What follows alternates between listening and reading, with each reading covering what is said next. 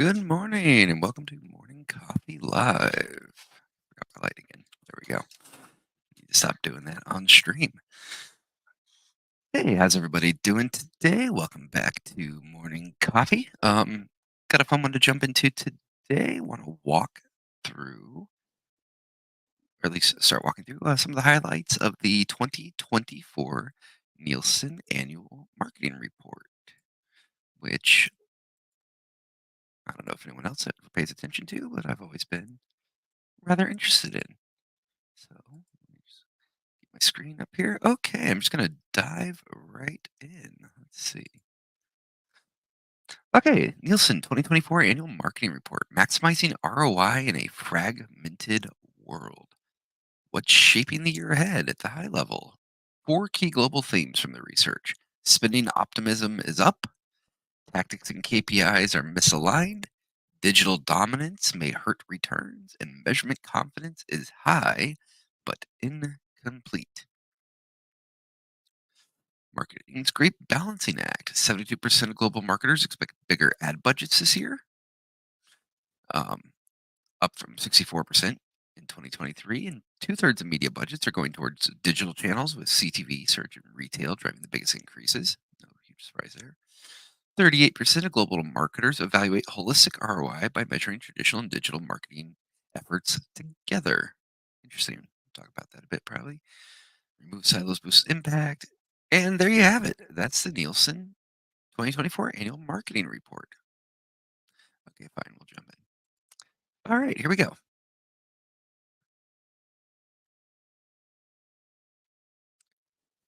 Introduction, spending optimism, market misalignment, media balance, MarTech mismatch, conclusion. Okay. Four themes for the study. We just saw that.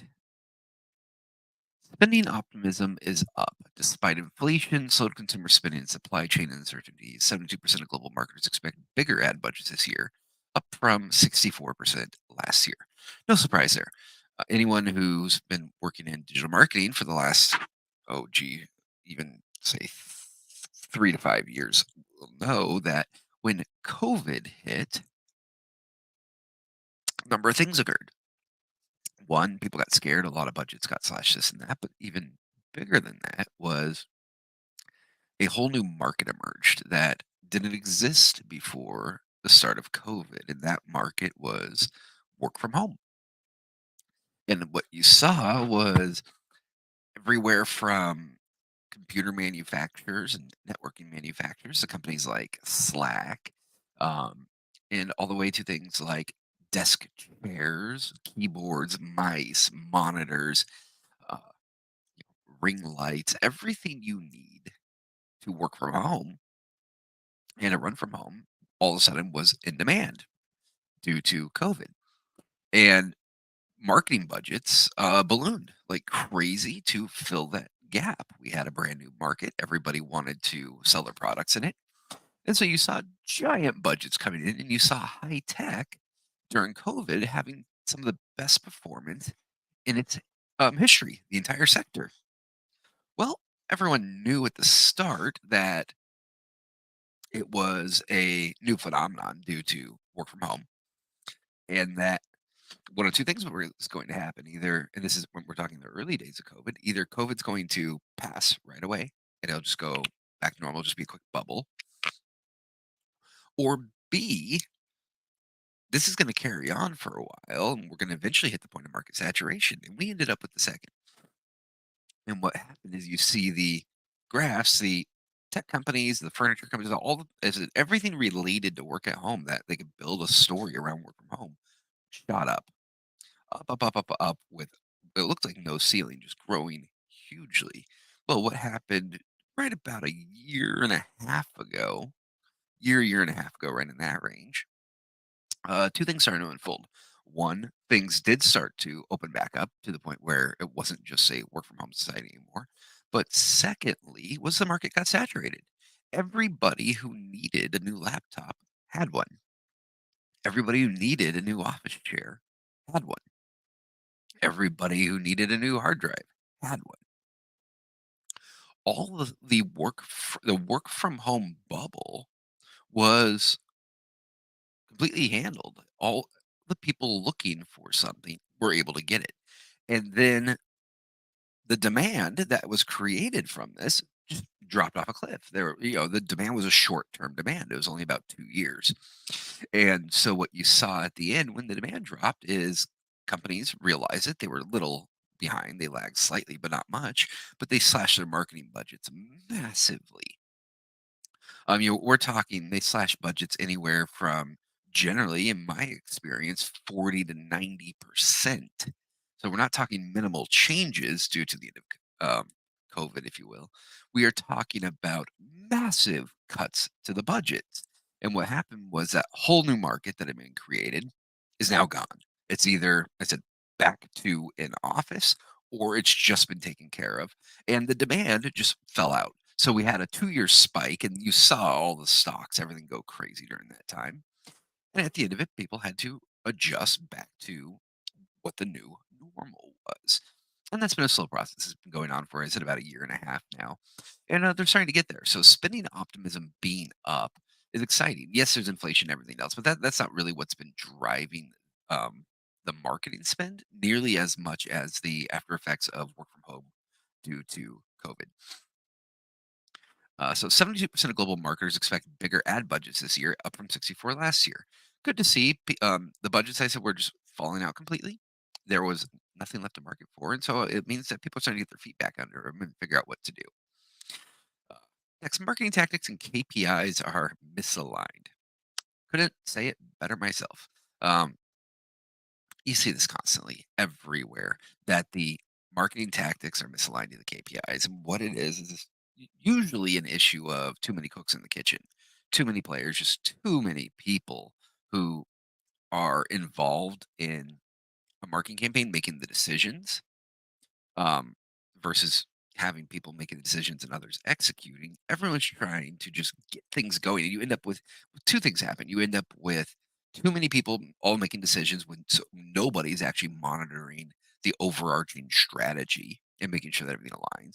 Or B, you end up with not enough strategists and you have too many people just trying to get things into market and they're running too independently. You have creatives that are developing creative without input from the marketing department, from the PR department, from the CMO, whoever it may be, just pumping out within their individual teams, trying to keep things moving.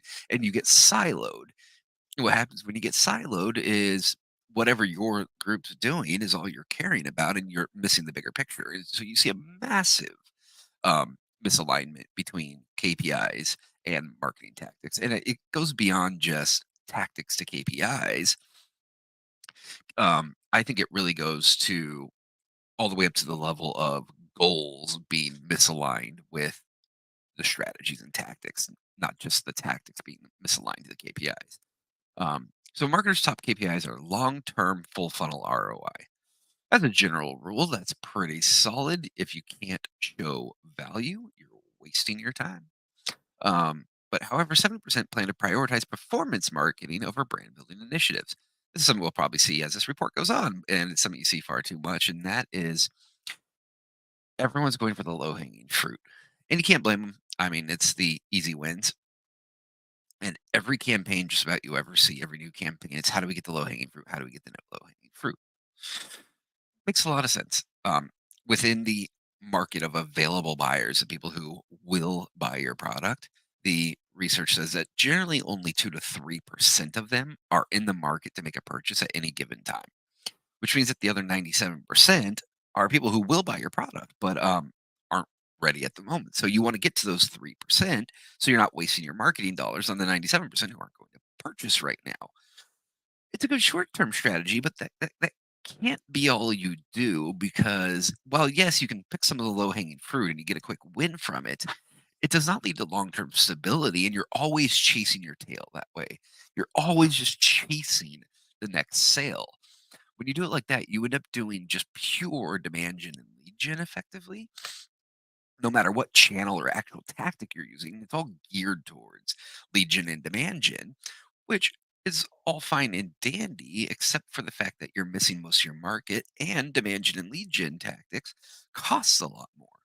If you were to take the same budget and even allocate 20, 30% of it over to longer term strategies, um, those brand building initiatives in front of that other 97% of the market that's not ready to buy right now, through time, you're going to develop inbound sales, inbound leads, not just chasing people down, but they're going to start coming to you because they're going to know who you are and know what you're doing. So, yes, there's a misalignment, and 7% planning to prioritize performance marketing over brand building doesn't surprise me. But every time I see this, I think it's a bit misguided. Digital dominance may hurt holistic returns. With nearly two-thirds of media budgets going towards digital and performance channels, marketers may not be able to achieve the holistic returns they're looking for. Okay. Measurement confidence is high but incomplete. 84% of global marketers say they're either extremely or very confident in their ROI measurement capabilities, up from 69% in 2023. That's fantastic that we're seeing more marketers actually able to tie their marketing efforts back to dollars and cents, because as I talked about the other day, if you can't do that, you're just wasting the money and you're going to get yourself fired, because at some point a CEO or someone's going to come along and say, what's your value? And if you can't prove it, there's no use for you. You're dead weight. But only 38% say they evaluate the holistic ROI of their marketing efforts by measuring traditional and digital marketing together. Only 38% say they evaluate the holistic ROI of their marketing efforts. Okay. I don't know how much this piece matters in the sense of,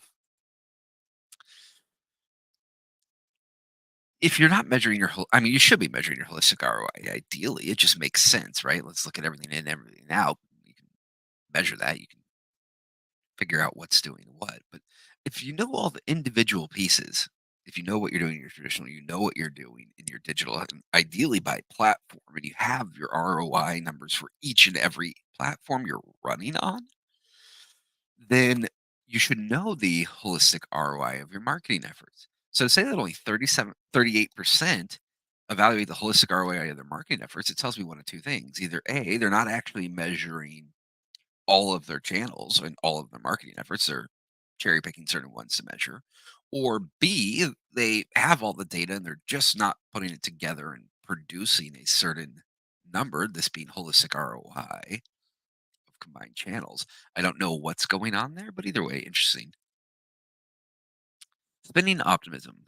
Ad spend is up and earmarked for effective, in quotes, channels. That's, I can almost guarantee you that effective channels is leading back to low hanging fruit. Marketers are feeling more optimistic on ad spend. Delivering ROI has always been a top priority for marketers, while returns can mean more than just sales figures on a spreadsheet.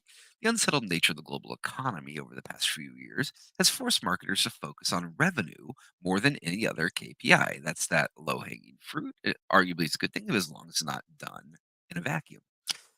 This year, however, marketers appear optimistic. 72% expect bigger ad budgets compared with last year, but only 64% expected a budget increase.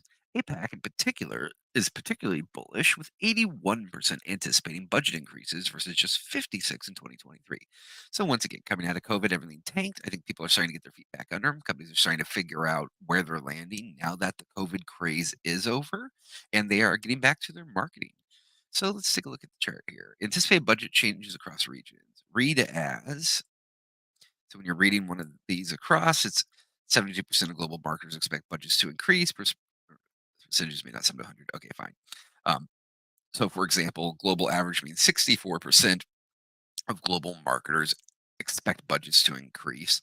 19% of global marketers expect no change, and 17% of global marketers expect a decrease. That's how you read this. So if you look at North America specifically, we have in 2024, 70% of marketers saying budgets, they think they'll go up in 2023. They said 71. I come predominantly from the high tech industry. And so in high tech, I think this is would be considered very optimistic. We weren't anywhere near 71% last year. I mean, we were talking about, everyone thought they were going to get more budgets, but we didn't see the budget increases. We saw decreases last year overall. Um, but still good to see that it's up. Now, mind you, if you look at the 70 versus 71, the fact that there's effectively no change year over year, quarter. It's a 1% change.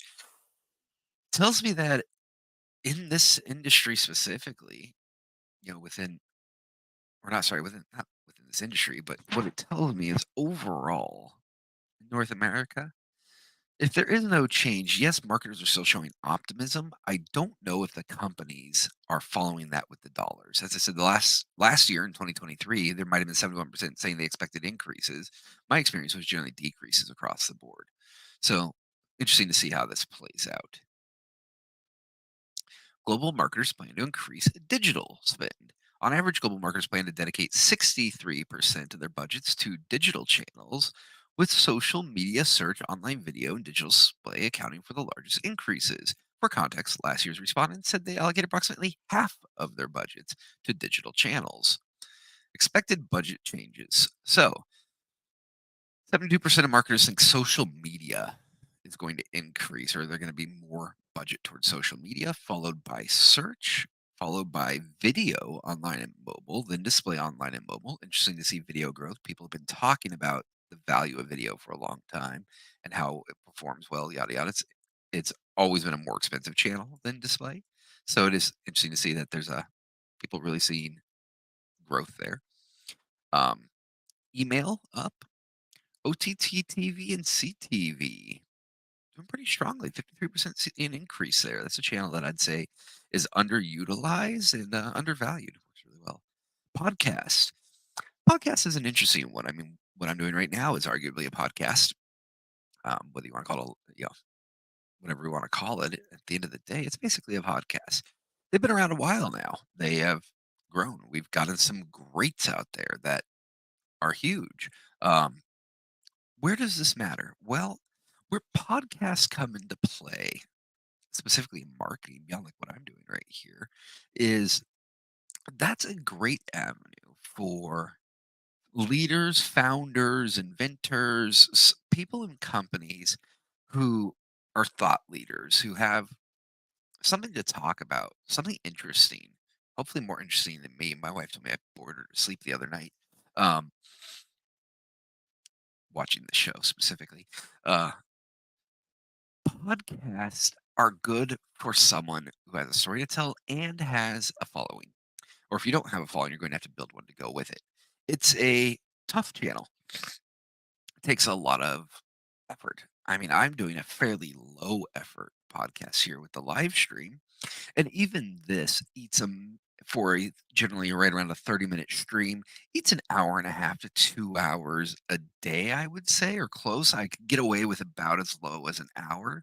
And that's just the time to think about a topic because I haven't been doing massive background research. Select a topic, read a bit about the topic, like for example, to do today's stream. I looked through the news, I looked through marketing news, I realized the Nielsen annual marketing report came out last week. I then had to go to the Nielsen site. I looked at it. I then had to download the report. I didn't read the whole report. I skimmed the first 6, 7 pages of it. In fact, we're right around here just to get an idea for what the content was. So I wasn't jumping in completely blind.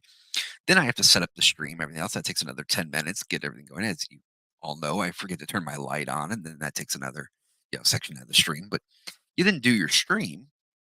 After the stream, I then use StreamYard to download the stream, create shorts from the stream. I use their AI shorts creation. I then post those through the platform back to like LinkedIn and YouTube, but then I have to manually download those, take and post them over to any other channels I want them on. And then you have to look at comments, you have to respond to people, you need to keep an eye on your analytics, etc. Podcasts are very involved. There's a lot to them. They can perform very well. So seeing that there's 52% think there's going to be an increase, I think that's exciting. I think it also might be a bit ambitious because the people who run podcasts are, or who should be running the podcast or presenting on a podcast, are generally very busy people. And it's a matter of do they have the time for it. Now, that doesn't mean that someone else can't do all the prep for them, get them all ready, but they still have to take the time to do the podcast itself and build a following. And they have to be responding, or you have to pay someone else to be responding to comments, whatever it may be, keep it running. So exciting to see that growing, or that there's people think it'll grow. But very interesting channel. Be interesting to see what people do with it. Streaming audio. Half the people say it'll grow. I don't think it's going to increase. Streaming audio's existed forever. It has its place. I'm not saying it's a bad channel. It's a very useful channel, but I don't think there's going to be much growth there, just because there's nothing new going on in streaming audio, really. And native advertising's at 46%. I think you'll actually see more native growth in this. Native is a channel that I think more and more people are starting to realize does hold a value. So I would actually be surprised to see that grow even more. And if you see as we move down, the decreases aren't increasing too much. It's mostly the no change. Things like native, it's almost a 50-50 split when you look at it. 46 say it'll go up, 36% say down or no change. I think native, I should probably do a stream on native advertising. I think it's just a very misunderstood channel in digital, and I think there's a lot more potential there than people give it credit for too. Out of home, once again, it's almost a 50-50 split. 45% see an increase, 36% see no change, 17% decrease. I've done a lot of out of home advertising. I think once again, this is a misunderstood channel. Out of home has incredible uses for some things. It works incredibly well as well too.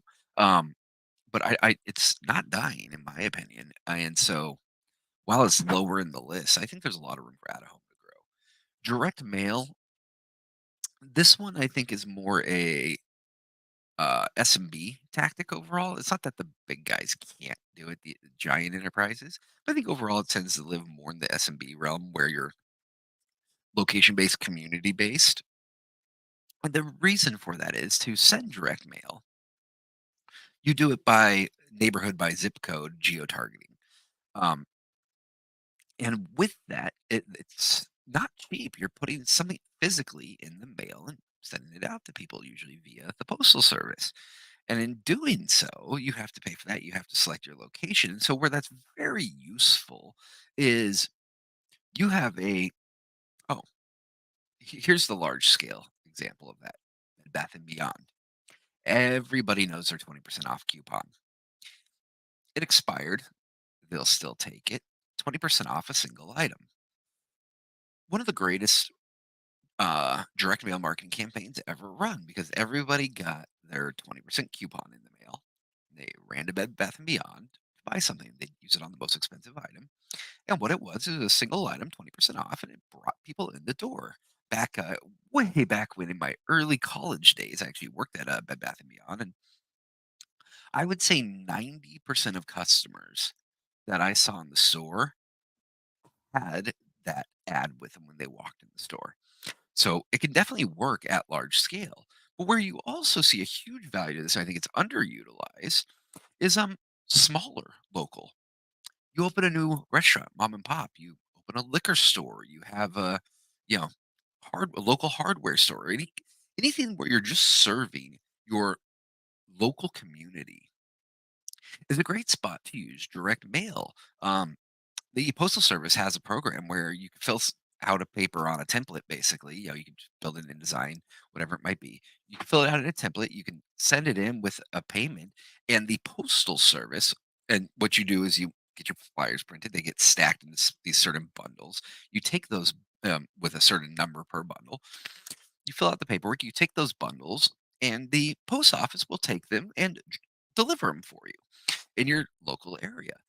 Great channel to use, as I said, for a small business. Can be used at the large level, like Bed Bath and Beyond. But if you have a smaller company or you're about your local area, or you have a physical location, use direct mail. Put a flyer in there, let it show up in people's mailboxes, make sure it's catchy, let them look at it and have some reason for them to bring that flyer back to you. It'll help drive sales. In fact, another example where I did this very small scale back in grad school, I was helping out a local Red Mango franchise um, do marketing. We launched a Two for Tuesday campaign, doing a buy one get one free on Tuesdays, which took our slowest day of the week and made it our busiest day of the week. But the other thing we did is we did um, with direct mail and newspaper campaigns where we put an ad in our local newspaper and another one via direct mail. Also did it with a restaurant, and it was just a coupon that said, $5 off or 10%, whatever it was. We did a number of different campaigns, but they had to physically bring it. Gives you a great way to measure the effectiveness of the channel as well. Because if they have to bring back the coupon to get the deal, you can then count how many of them came back when they bring back your ad, and you can see what your ROI is. Little tangent there on direct mail, but I just, it's a great channel that I think is very underutilized. Linear TV, um, people are moving away from it more and more. I mean, you can even see here only 41% expect growth. It's still not, dying, obviously, but I think linear TV is another one where there's a lot of misunderstanding around it. And why I say that is if you live in New York or California or Texas or Boston, if you're in one of the big cities and you're one of the people where, you're younger and you think everything's digital now, right?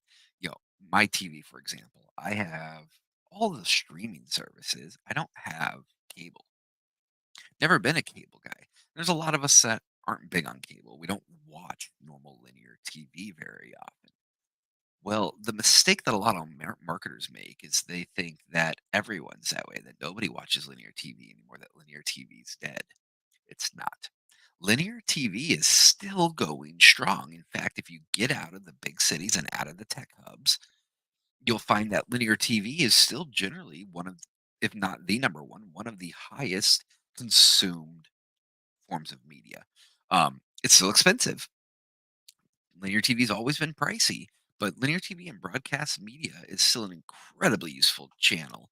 And so if it is going to shrinking, which based on this, it looks like there's an argument that it might be, maybe the price will come down on it. So something to keep an eye on. Linear TV is very valuable. Print. Print, we're seeing, 40% think it's going to grow, 35% think it's going to shrink. Or sorry, no change. 22% though think it's going to shrink. There's a fairly large number of people thinking print's going away. I don't see it happening. Print media is still a big deal. Now, mind you, this might be definitionally too. I'd have to look at this. When they say print, are they talking physical print only? Because, for example, newspapers have print and online. If you do an ad that's printed online, are they counting those as two separate things, or are they talking purely traditional, actual in print? If so, I can see it dying out just because print overall is going down with digital. But at the same time, I don't think it's going away. Cinema channels. Huh. Once again, I'd be curious on the definition here. When they say cinema, are they talking about advertising in the cinema or cinema as the advertisement, product placement, etc. within movies? But either way, that's not a huge channel, never has been, has uses, but interesting to see. AM FM radio. I can see that dropping. I don't know anyone who really listens to AM FM radio too much anymore because we don't carry Walkman, so we don't carry a radio around with us. We have our cell phones now. And if you have a cell phone, you always have a personal stereo on you, but you're not listening to the radio on your cell phone. You're listening to iTunes or you're listening to Spotify or you're listening to, Apple Music, something along those lines. So really the only place left for AM FM radio besides your, little corner store in your local town where he's got one sitting on the counter is in your car.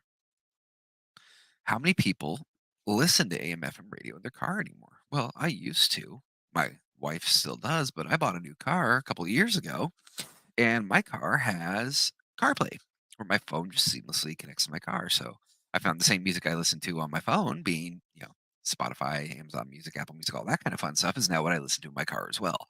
So I do see AM FM radio declining, and that doesn't surprise me too much, and I think it'll continue to do so. I think these numbers are going to look even worse next year. Moving on, marketers are leaning into digital's perceived effectiveness. Okay, perceived effectiveness of digital media channels.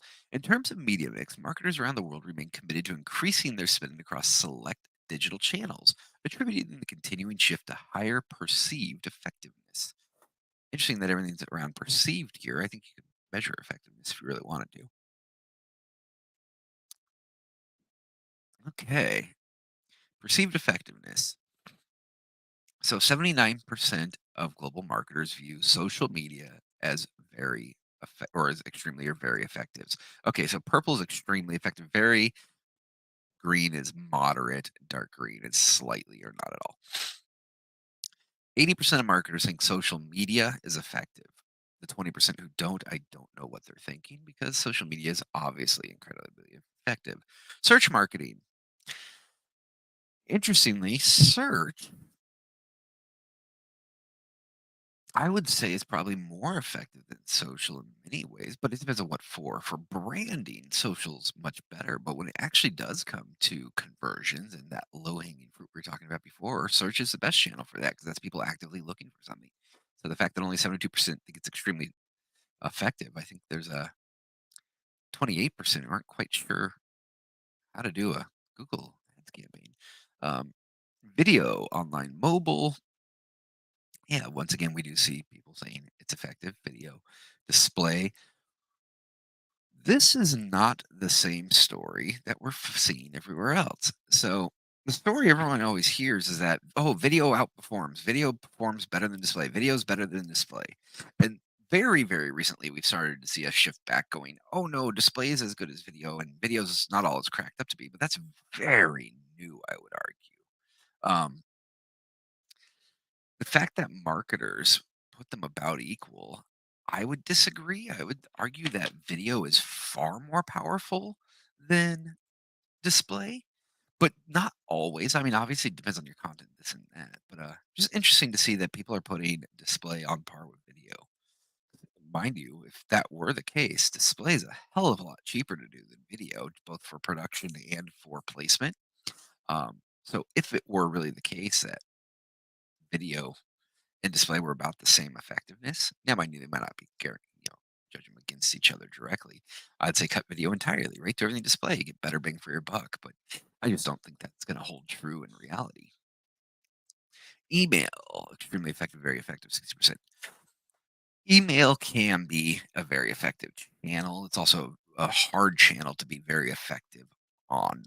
And the reason is the amount of junk email people get already has them to the point where They want to they want to ignore email when it comes in. They get too many already, they get pitched too much, they get too many things trying to sell them via email already. You have to be very good at it to get results. I've done some incredible email campaigns. I've also had some completely flopped email campaigns.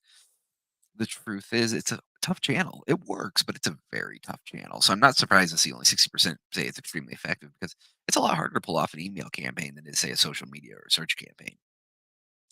OTT, CTV, once again, these are just smaller channels. I don't think it's that 57% of marketers, only 57% of marketers think it's extremely effective or very effective.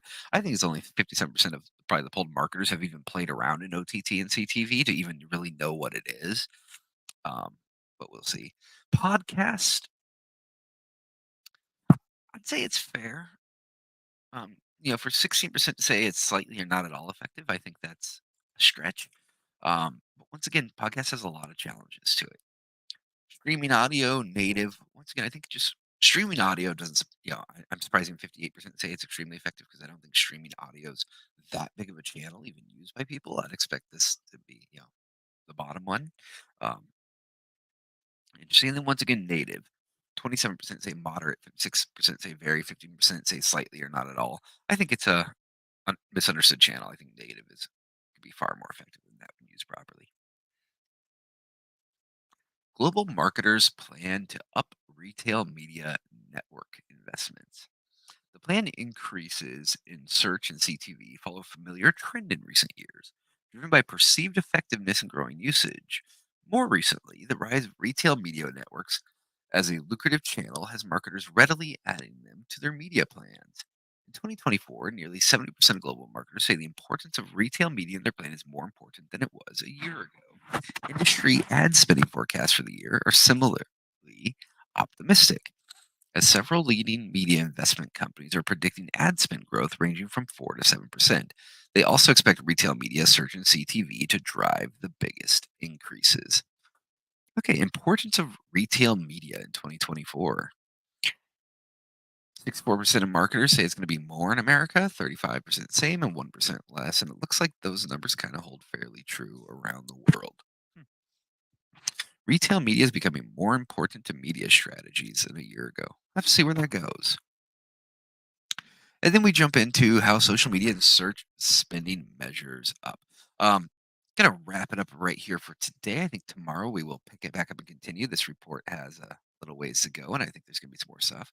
I'm going to give it a deeper read here before tomorrow, just so I can we can summarize things a little more quickly, jump through and just kind of catch the high points. But I want to just give the quick high level overview of the state of marketing right now, according to the Nielsen annual marketing report. There are four key takeaways. Once again, spending optimism up, marketing tactics and KPIs are misaligned, digital dominance may hurt holistic returns, and measurement confidence is high but incomplete. Uh, Once again, how accurate all is and everything else is yet to be seen. But the Nielsen report's always a fascinating thing to take a look at. And if you're in the marketing field, you should be reading this yourself and be familiar with it and know what's going on. But we will jump back in tomorrow and talk about it a bit more. So, thank you so much, everyone, for joining me today. Have a wonderful day. God bless, and I will talk to you all tomorrow. Take care.